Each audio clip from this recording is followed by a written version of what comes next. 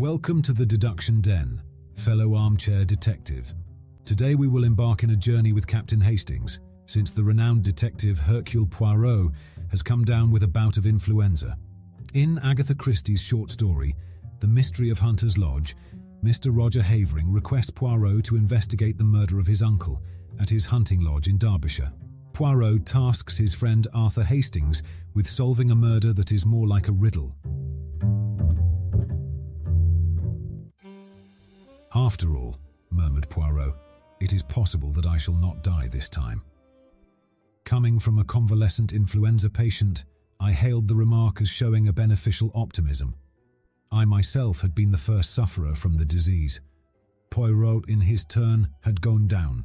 He was now sitting up in bed, propped up with pillows, his head muffled in a woolen shawl, and was slowly sipping a particularly noxious tisane, which I had prepared according to his directions. His eye rested with pleasure upon a neatly graduated row of medicine bottles which adorned the mantelpiece. "Yes, yes," my little friend continued. "Once more shall I be myself again, the great Hercule Poirot, the terror of evildoers. Figure to yourself, mon ami, that I have a little paragraph to myself in society gossip. But yes, here it is. Coit criminals, all out. Hercule Poirot, and believe me, girls, he's some Hercules. Our own pet society detective can't get a grip on you. 'Cause why? 'Cause he's got la grippe himself." I laughed. "Good for you, Poirot. You are becoming quite a public character, and fortunately you haven't missed anything of particular interest during this time." "That is true. The few cases I have had to decline did not fill me with any regret." Our landlady stuck her head in at the door. "There's a gentleman downstairs. Says he must see Monsieur Poirot or you, Captain. Seeing as he was in a great to-do, and with all that quite the gentleman, I brought up his card." She handed me the bit of pasteboard. "Mr. Roger Havering," I read. Poirot motioned with his head towards the bookcase, and I obediently pulled forth Who's Who. Poirot took it from me and scanned the pages rapidly. "Second son of 5th Baron Windsor, married 1913 Zoe, 4th daughter of William Crabbe." I said. "I rather fancy that's the girl who used to act at the Frivolity, only she called herself Zoe Carisbrooke. I remember she married some young man about town just before the war. Would it interest you, Hastings, to go down and hear what our visitor's particular little trouble is? Make him all my excuses." Roger Havering was a man of about 40, well set up and of smart appearance. His face, however, was haggard, and he was evidently labouring under great agitation. "Captain Hastings, you are Monsieur Poirot's partner, I understand. It is imperative that he should come with me to Derbyshire today." "I'm afraid that's impossible," I replied. "Poirot is ill in bed, influenza." His face fell. "Dear me, that is a great blow to me. The matter on which you want to consult him is serious." "My God, yes. My uncle, the best friend I have in the world, was foully murdered last night." "Here in London?" "No, in Derbyshire. I was in town and received a telegram from my wife this morning. Immediately upon its receipt, I determined to come round and beg Monsieur Poirot to undertake the case." "If you will excuse me a minute," I said, struck by a sudden idea. I rushed upstairs and in a few brief words acquainted Poirot with the situation. He took any further words out of my mouth. I see. You want to go yourself, is it not so? Well, why not? You should know my methods by now. All I ask is that you should report to me fully every day and follow implicitly any instructions I may wire you." To this, I willingly agreed. An hour later, I was sitting opposite Mr. Havering in a first-class carriage on the Midland Railway, speeding rapidly away from London. To begin with, Captain Hastings, you must understand that Hunter's Lodge, where we are going and where the tragedy took place, is only a small shooting box in the heart of the Derbyshire moors. Our real home is near Newmarket, and we usually rent a flat in town for the season. Hunter's Lodge is looked after by a housekeeper who is quite capable of doing all we need when we run down for an occasional weekend. Of course, during the shooting season, we take down some of our own servants from Newmarket. My uncle, Mr. Harrington Pace, as you may know my mother was a Miss Pace of New York, has for the last 3 years made his home with us. He never got on well with my father or my elder brother, and I suspect that my being somewhat of a prodigal son myself rather increased than diminished his affection towards me. Of course I am a poor man, and my uncle was a rich one. In other words, he paid the piper. But though exacting in many ways, he was not really hard to get on with, and we all three lived very harmoniously together. 2 days ago, my uncle, rather wearied with some recent gaieties of ours in town, suggested that we should run down to Derbyshire for a day or two. My wife telegraphed to Mrs. Middleton, the housekeeper, and we went down that same afternoon. Yesterday evening I was forced to return to town, but my wife and my uncle remained on. This morning I received this telegram. He handed it over to me. "Come at once. Uncle Harrington murdered last night. Bring good detective if you can, but do come. Zoe." "Then as yet you know no details?" "No, I suppose it will be in the evening papers. Without doubt the police are in charge." It was about 3 o'clock when we arrived at the little station of Elmersdale. From there a 5-mile drive brought us to a small grey stone building in the midst of the rugged moors. "A lonely place," I observed with a shiver. Havering nodded. "I shall try and get rid of it. I could never live here again." We unlatched the gate and were walking up the narrow path to the oak door when a familiar figure emerged and came to meet us. "Jap!" I ejaculated. The Scotland Yard inspector grinned at me in a friendly fashion before addressing my companion. "Mr. Havering, I think. I've been sent down from London to take charge of this case, and I'd like a word with you, if I may, sir." "My wife?" "I've seen your good lady, sir, and the housekeeper. I won't keep you a moment, but I'm anxious to get back to the village now that I've seen all there is to see here." "I know nothing as yet as to what—" "Exactly," said Jap soothingly. "But there are just 1 or 2 little points I'd like your opinion about all the same. Captain Hastings here, he knows me, and he'll go on up to the house and tell them you're coming.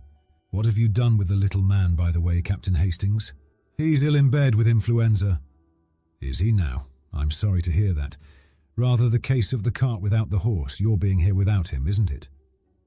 And on his rather ill-timed jest, I went on to the house. I rang the bell as Jap had closed the door behind him.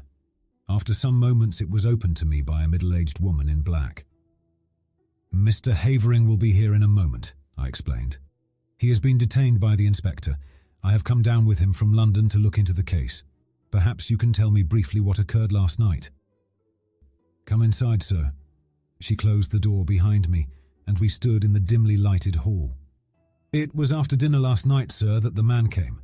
He asked to see Mr. Pace, sir, and seeing that he spoke the same way, I thought it was an American gentleman friend of Mr. Pace's, and I showed him into the gun-room, and then went to tell Mr. Pace. He wouldn't give any name, which of course was a bit odd now I come to think of it.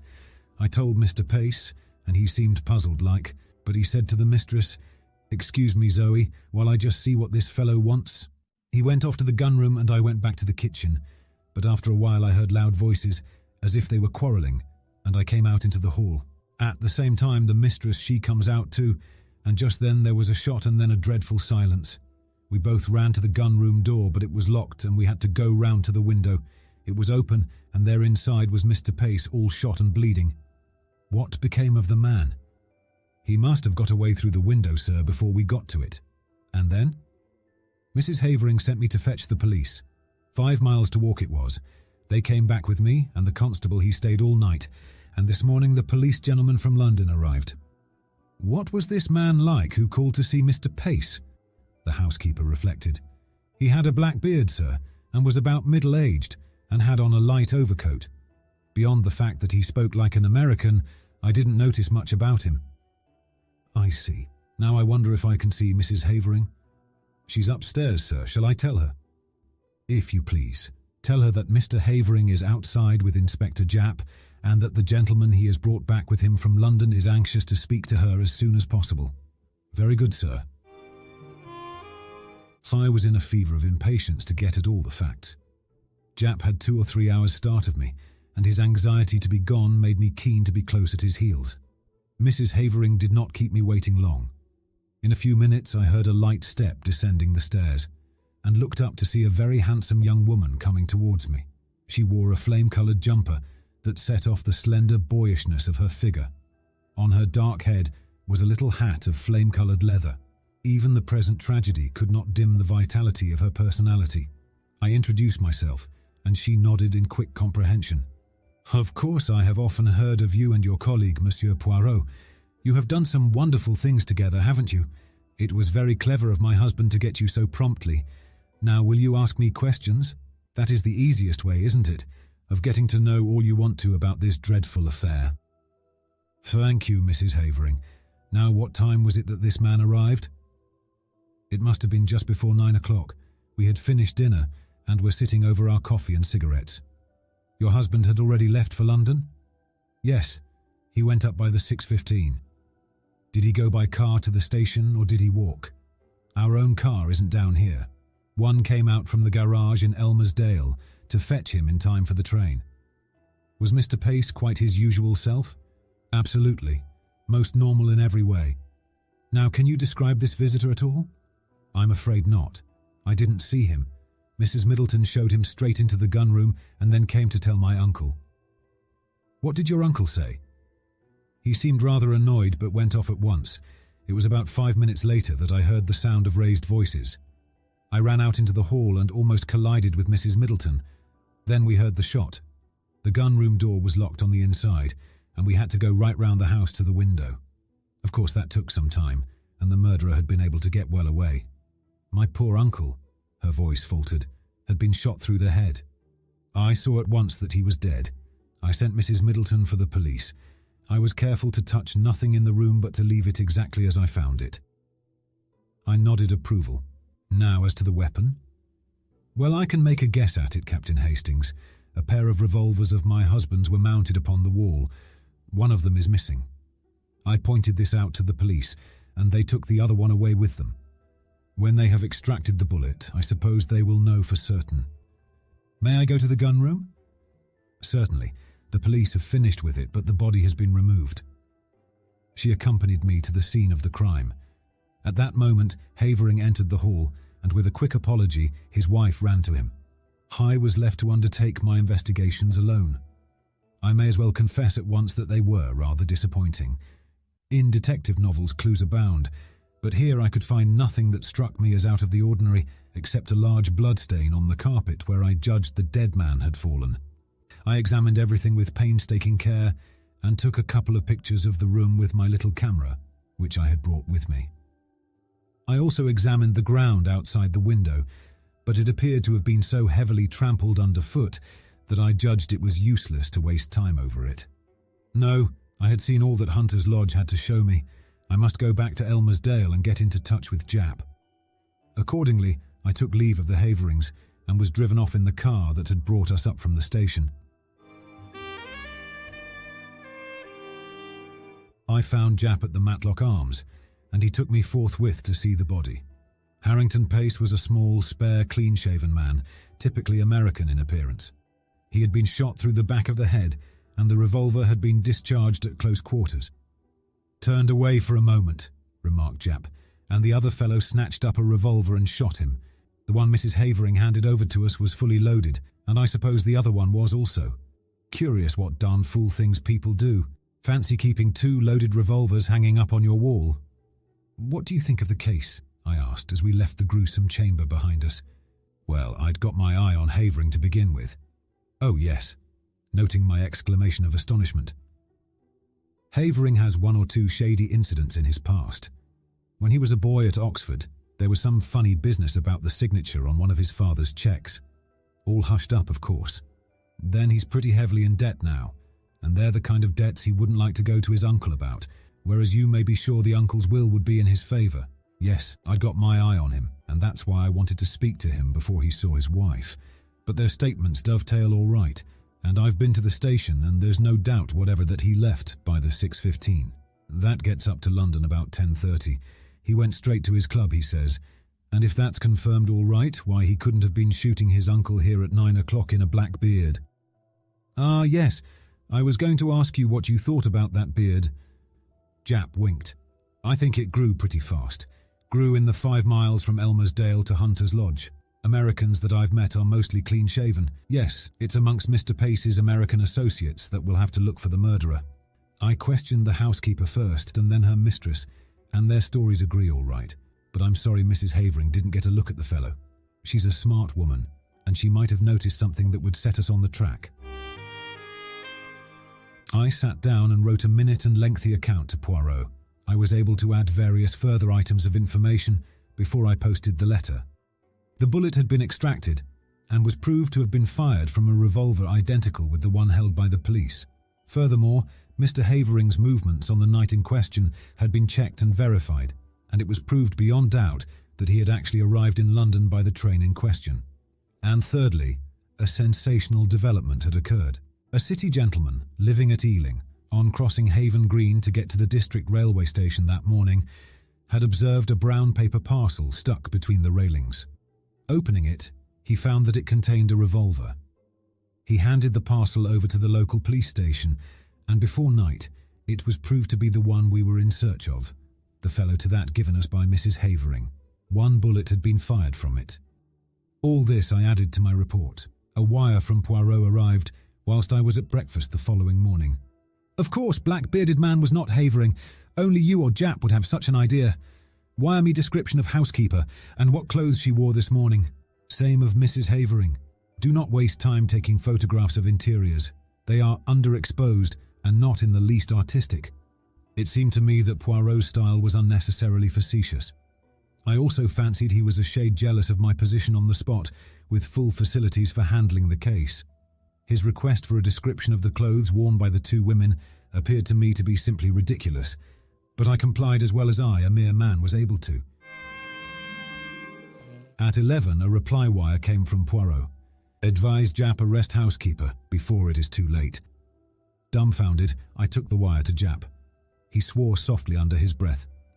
He's the goods, Monsieur Poirot. If he says so, there's something in it, and I hardly noticed the woman. I don't know that I can go so far as arresting her, but I'll have her watched. We'll go up right away and take another look at her.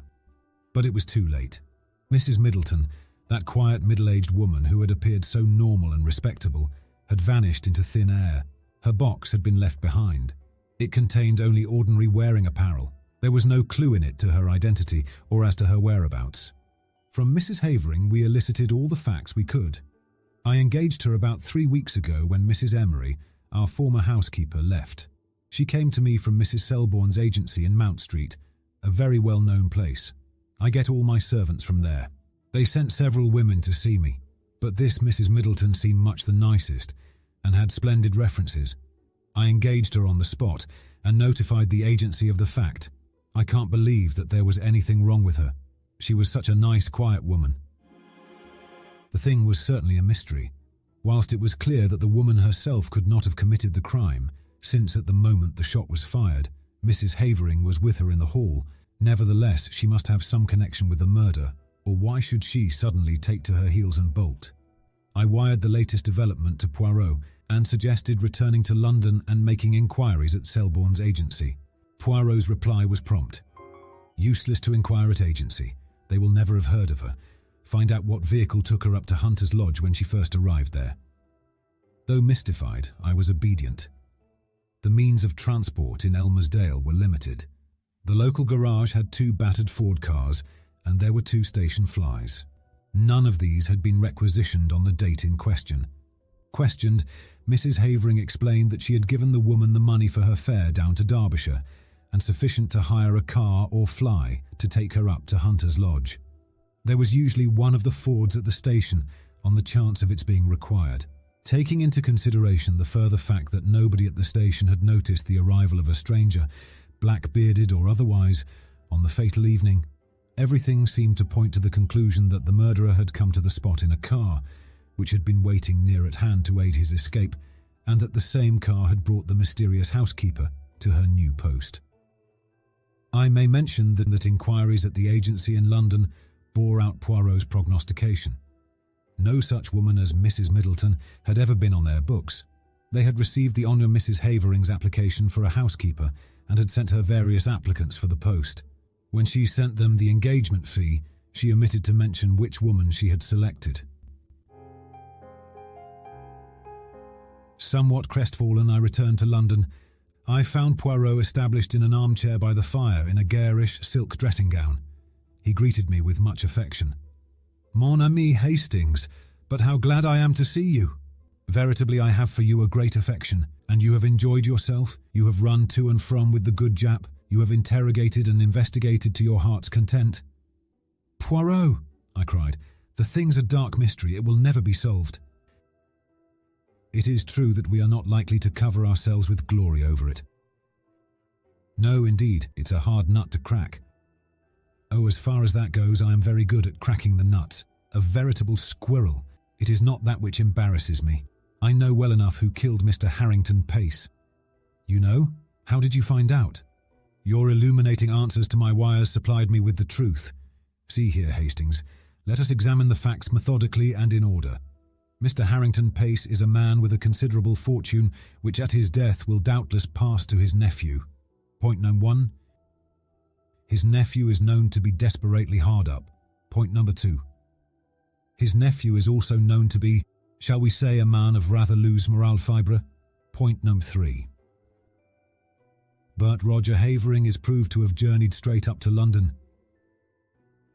Précisément, and therefore as Mr. Havering left Elmersdale at 6:15, and since Mr. Pace cannot have been killed before he left, or the doctor would have spotted the time of the crime as being given wrongly when he examined the body, we conclude quite rightly that Mr. Havering did not shoot his uncle. But there is a Mrs. Havering, Hastings. Impossible! The housekeeper was with her when the shot was fired.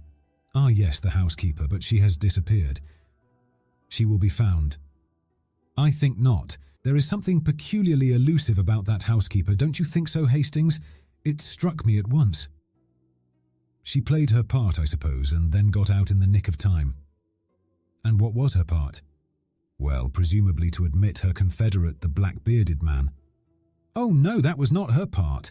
Her part was what you have just mentioned, to provide an alibi for Mrs. Havering at the moment the shot was fired. And no one will ever find her, mon ami, because she does not exist. There's no such person, as your so great Shakespeare says. It was Dickens, I murmured, unable to suppress a smile.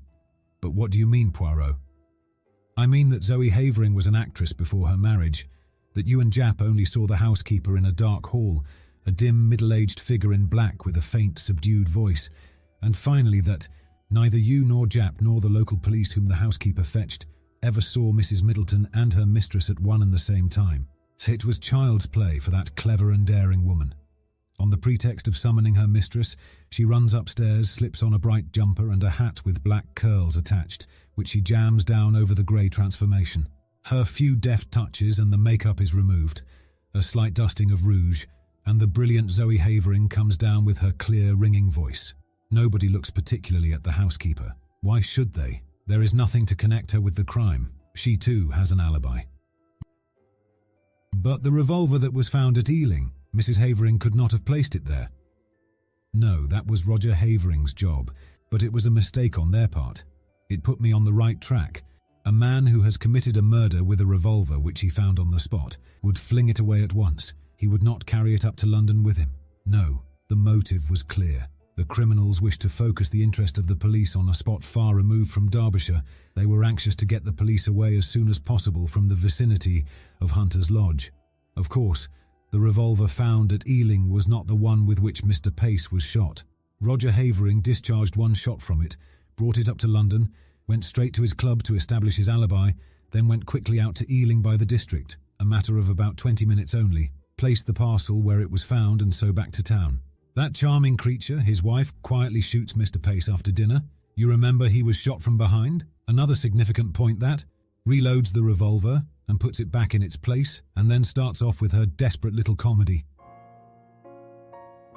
It's incredible, I murmured, fascinated, and yet it is true. Bien sûr, my friend, it is true.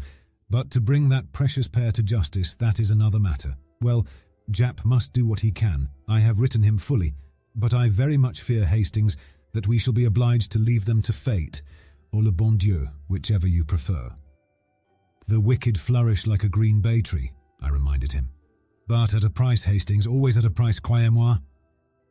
Poirot's forebodings were confirmed. Jap, though convinced of the truth of his theory, was unable to get together the necessary evidence to ensure a conviction. Mr. Pace's huge fortune passed into the hands of his murderers.